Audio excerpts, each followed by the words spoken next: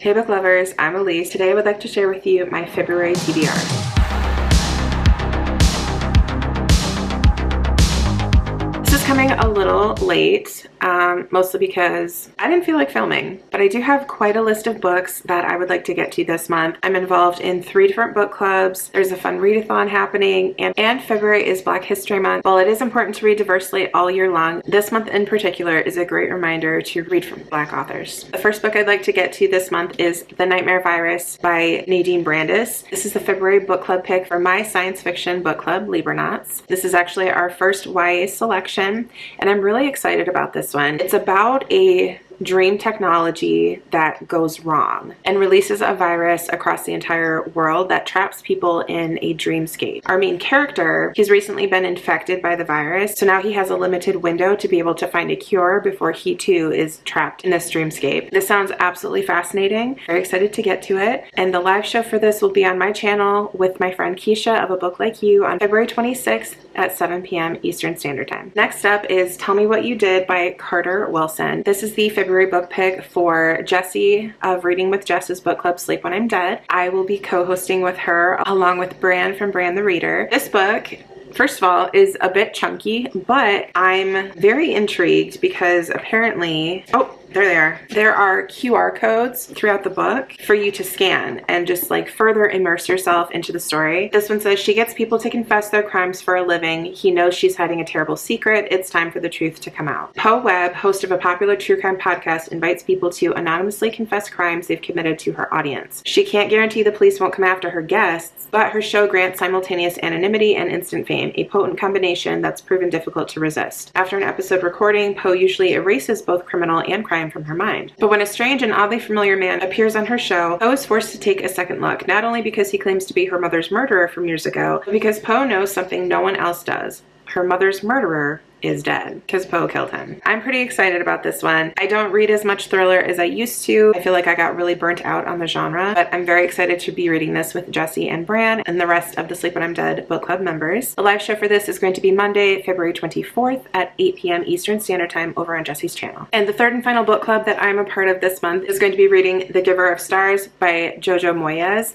I don't know if I've ever read from this author before. I know I've seen movies adapted from their works, but I don't know that I've actually ever read one. So the book club that this is for is Wendy's Inspired Reads. Wendy's book club is bi-monthly and they feature fantasy, historical fiction, and romance books. So February is the historical pick. Alice Wright marries handsome American Bennett Von Cleve, hoping to escape her stifling life in England, but small-town Kentucky quickly proves equally claustrophobic. So when a call goes out for a team of women to deliver books as part of Eleanor Roosevelt's new traveling library, Alice signs on enthusiastically. Soon she will be joined by 4 other singular women who become known as the Pack Horse Librarians of Kentucky. Set in a Depression-era America and based on a true story, The Giver of Stars is the breathtaking tale of their remarkable journey and a richly rewarding novel of women's friendship, of true love, and of what happens when we reach beyond our grasp for the great beyond. It's been a minute since I've read some historical fiction, so I am looking forward to this, and I know it's going to be a great discussion. The live show for this is going to be over on Wendy's channel on Friday, March 7th at 8 p.m. Eastern Standard. That's it for all the book clubs that I'm involved in. The next books are going to be for one of my favorite readathons. I believe this is the 3rd annual readathon. I don't know if I'm going to vlog it. I have vlogged it the last 2 years, but I don't know if I will this year. We'll have to see. That is the X's and O's readathon hosted by Jessie of Reading with Jess,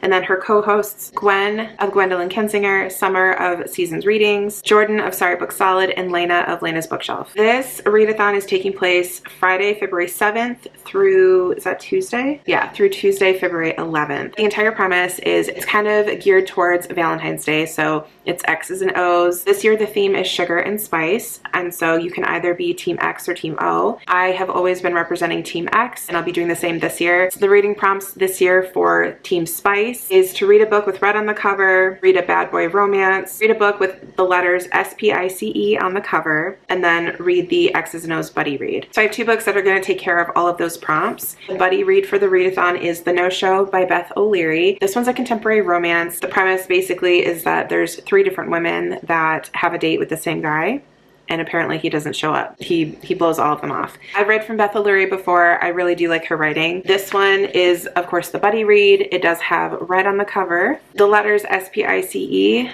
are on the cover, between the blurb, the title, this little timing is everything, the author, and the words international best-selling author. And then for the bad boy romance, finally going to be diving into Butcher and Blackbird by Brynn Weaver. This one I've heard pretty mixed reviews, honestly, but I think for the most part pretty positive. So it's a dark romance about two serial killers that fall in love, and it's an entire series. I think the third book is coming out very soon. Okay, next I have a couple arcs that I would like to get to.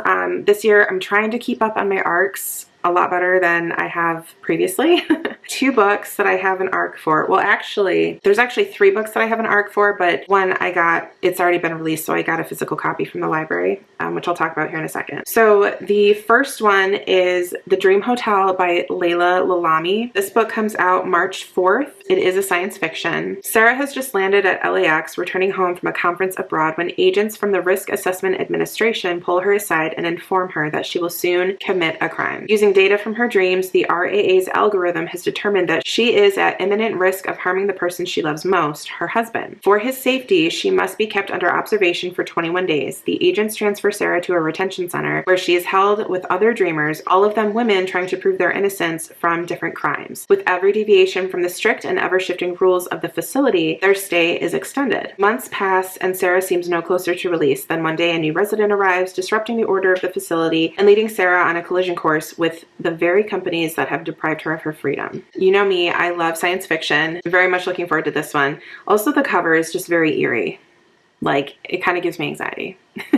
The next arc is actually part of the next section, which are books featuring Black authors, because of it being Black History Month, and I really would like to do better about reading from authors of color. Layla Lalami, the author of The Dream Hotel, she, I believe, is Moroccan. She's Moroccan-American. And then the next 4 books that I want to talk about, the authors are African-American. The first one, and this again is another arc, Listen to Your Sister by Nina Vale. This one is actually recommended for fans of Jordan Peele. Keep that in mind for in a minute. So Listen to Your Sister is a laugh-out-loud, deeply terrifying, and big-hearted speculative horror novel. 25-year-old Calla Williams is struggling since becoming guardian to her brother Jamie. Calla is overwhelmed and tired of being the one who makes sacrifices to keep the family together. Jamie, full of good-natured 16-year-old recklessness, is usually off fighting for what matters to him or getting into mischief, often at the same time. Dre, their brother, promised he would help raise Jamie, but now the ink is drying on the paperwork, and in the classic middle child fashion, he's off doing his own thing. And through it all, the nightmare never stops haunting Calla, recurring images of her brothers dying that she is powerless to stop. When Jamie's actions at a protest spiral out of control, the siblings must go on the run, taking refuge in a remote cabin that looks like it belongs on a slasher movie poster rather than an Airbnb. The siblings now face a new threat where their lives and reality hang in the balance. Yeah, this one sounds super creepy. This book is actually released now. It did come out February 4th. This next book, I do have an arc for it. It's already come out. It was released in January, so I got a physical copy from the library because it's absolutely gorgeous, and I had to. And that is Death of the Author by Nnedi Okorafor. This was a February pick for Aardvark Book Club, and I skipped Aardvark this month just to save money. I don't get books from them every single month. If I end up really liking this, I might just end up getting it from them. However, the regular edition does have sprayed edges, which is kind of nice. I don't believe I've ever read from this author before. She's the author of Binti, which I have seen around booktube before. This one is a science fiction. In this exhilarating tale, a disabled Nigerian-American woman pens a wildly successful sci-fi novel, but as her fame rises, she loses control of the narrative. A surprisingly cutting yet heartfelt drama about art and love, identity and connection, and ultimately, what makes us human. This is a story unlike anything you've read before. Ever since I first heard about this book, I've been super excited to read it, and it does have to go back to the library in 2 weeks, so I probably should start this like today. The next book is another sci-fi, more of a dystopian, and that is Sky Full of Elephants by Sibo Campbell. This, I believe, is the author's debut novel. Yes, Sky Full of Elephants is his debut novel. This book just came out last summer. I did already start this because I ordered it. It just arrived yesterday, and for whatever reason, I'm like, I need to start this right now. So this one takes place in a world where all the white people are suddenly overcome with this urge to drown themselves in the nearest body of water. So now only people of color are remaining, and the focus is primarily on Black people. I'm assuming just African Americans because so far the book is only taking place in America, but I'm assuming that this event, which is what they refer to it in the book, happened all over the world. But I don't know that yet. The character that we are following, Charlie, in present day, he's a professor in DC, but prior to the event, he was actually locked up in prison. Only read like 3 chapters, but so far, it's so heartbreaking. Read about this before in the book One of Our Kind by Nicola Yoon. So that's the one where there's a community of only Black people, and from the point of view of the main characters that go there interacting with the folks that already live in this community, the emphasis is on how safe they feel. No fear of being wrongfully pulled over, wrongfully blamed for something, wrongfully persecuted. And it's heartbreaking. And that's kind of a bit of a focus in this one as well. The amount of equality that there is now without white people. So far, I'm really enjoying this. I'm super intrigued. Basically, the premise of this story is after this event happens, some time has taken place. I'm not sure how much time has passed. Charlie gets a phone call, and it turns out to be his daughter, who is of mixed race. Her mom was white. She's all alone. Somehow got the contact information for Charlie, and she's asked him to come rescue her. So currently, he is on a road trip from DC to, I believe she's in Wisconsin. The last book by a Black author that I really want to get to is Out There Screaming by Jordan Peele.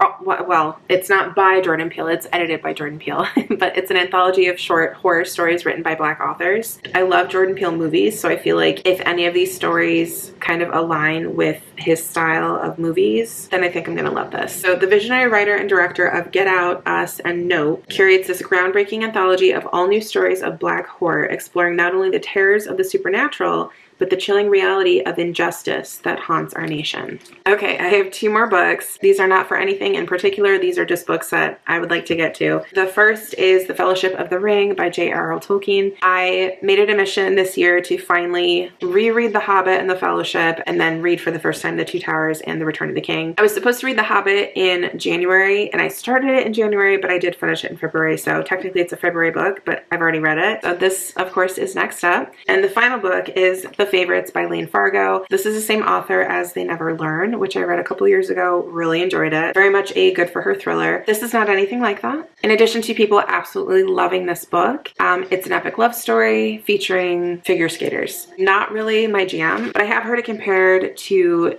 Daisy Jones and the Six by Taylor Jenkins Reid. I like that vibe, so this very well could be for me. She might not have a famous name, funding, or her family support, but Katarina Shaw has always known that she was destined to become an Olympic skater. When she meets Heath Roca, a lonely kid stuck in the foster care system, their instant connection makes them a formidable duo on the ice, clinging to skating and each other to escape their turbulent lives. Kat and Heath go from childhood sweethearts to champion ice dancers, captivating the world with their scorching chemistry, rebellious style, and roller coaster relationship. I'm a little nervous because the bar is really, really high, but hopefully I will enjoy it. All right, friends, there you have it. My very ambitious TBR for the month of February, but I've already completed 3 books this month, and it's February 6th, so I feel like I'm in a good groove for reading. Thank you so much for watching. Let me know in the comments down below what your top priority is for the month of February. Please remember to like and subscribe, and until next time, bye.